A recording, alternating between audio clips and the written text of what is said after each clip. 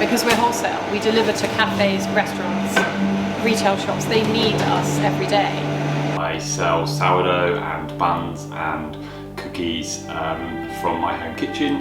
Yeah, the shop's 1,000 times better. Best move of my life was to just completely get rid of all the wholesale, basically.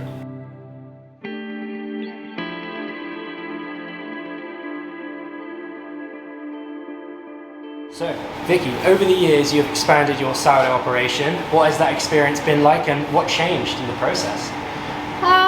Well, crucially nothing really, actually. We still make the bread exactly the same as we always have, and this table has been with us for 19 years, but we have got more space, which is wonderful, because bread is big stuff, and we've got more staff. What's the experience been like? Well, bit of a rocky ride some of the time. Yeah. Anyone who runs a business, you don't always want to be doing it, and highs and lows, but we're still here. The bread is still hand moulded, and there is a limit to how big we feel that we can be, and we're nearly there, maybe like another 10%, but actually then we can't get any bigger, because then the product will be compromised, and it's about being handmade.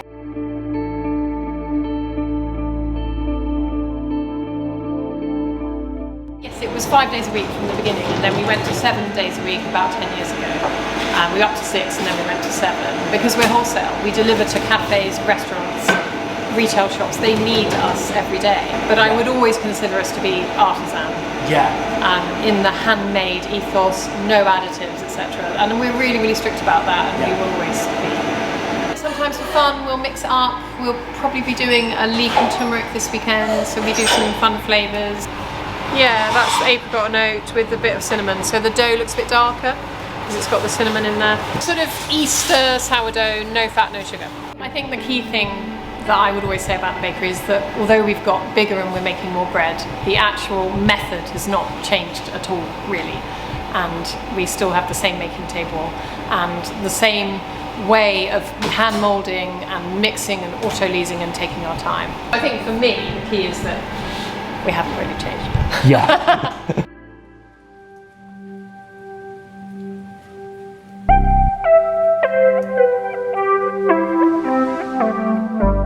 So this is my kitchen. So I do a lot of the prep and the shaping for the sourdough on the kitchen island. And this is my little bread oven, which is a Rothko, so it can just fit 6 loaves in there. And yeah, so I have to do various rotations of those 20-25 loaves for each delivery day. Was it rewarding to build Wilds from scratch? Yeah, massively. So I used to be a marketing manager, so it was a big change to sort of create something from scratch. Being a baker means you have to get up early, so it's great just to be able to get changed and come down and be able to start really quickly. That's the big plus point, but the downside is that, as you can sort of see from my kitchen, is that I've got loads of fridges, I've got loads of other stuff here. And that can be sort of frustrating at times and difficult to manage if you want to have friends over or do other things in your personal life as well. It can be a challenge sometimes. And I do try and clock off, but it's not always easy when you see stuff around you or you're worrying about an order you've got to deliver. So yeah, it can be difficult.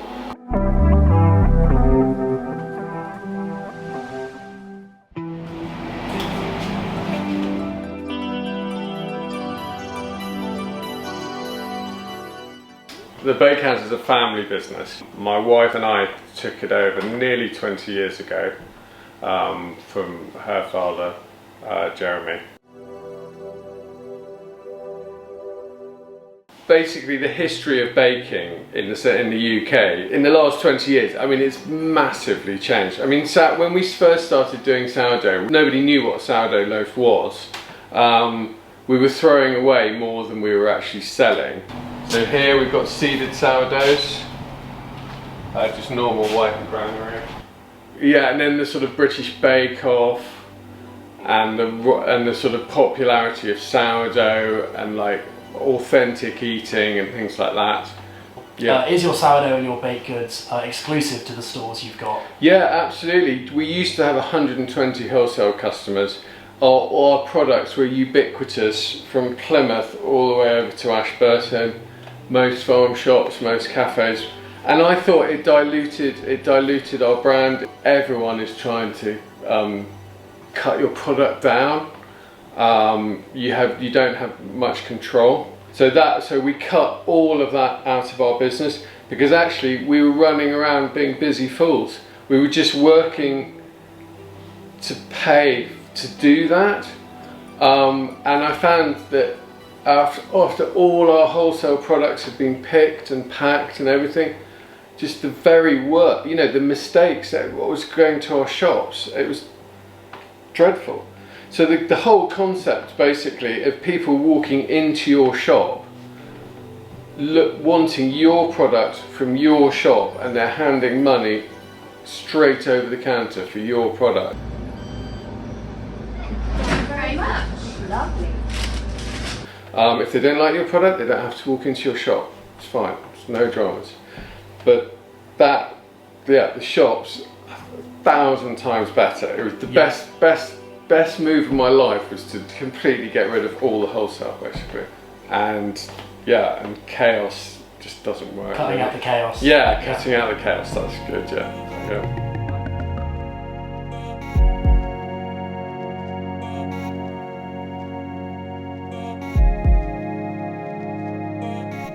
Stable and loyal, like a good marriage. Well, it's key. It's fundamental to my business. I don't name my car, so I don't name my sourdough. Yeah, it's a really close relationship. You know, you have to care for it, and you know, different ways you look after it, different ways you use it will give you different flavours in the bread. We do give her a lot of love.